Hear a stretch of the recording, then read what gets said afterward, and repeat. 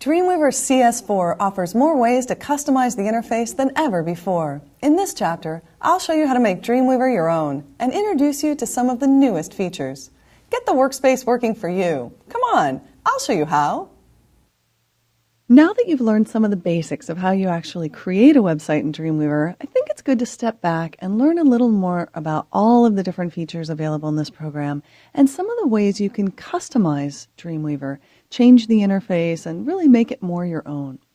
So I'll start this lesson the way I'll start most of the rest of these lessons by loading in a website from your project files. So essentially, this is the site setup process that we went through at the beginning of the previous chapter, except in this case, we're going to load in an existing website.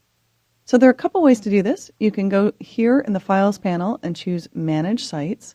You can choose Site, Manage Sites, or you can use the new icon here in CS4 to go straight to New Site or Manage Sites. In fact, this is a slight shortcut because it allows you to go directly to the area where you create a new site. Again, I prefer the Advanced tab, but you can use the wizard if you prefer. I'm going to start by giving this site a name. I'm just going to call it Photography. We'll be using the nature photography site that I created for this series. And now what you need to do is find the folder that holds that site.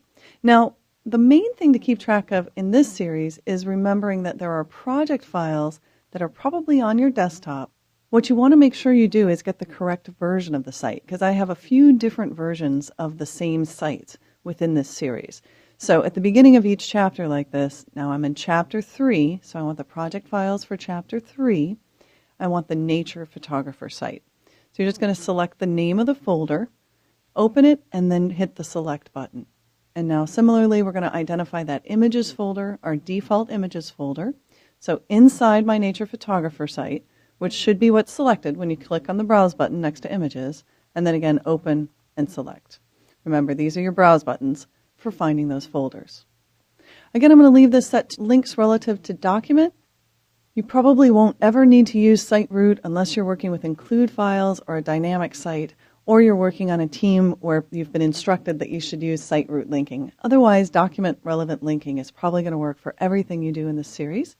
When we click OK, Dreamweaver automatically creates a cache, which just makes things work a little faster in the program, and loads all of the corresponding files and subfolders into the Files panel.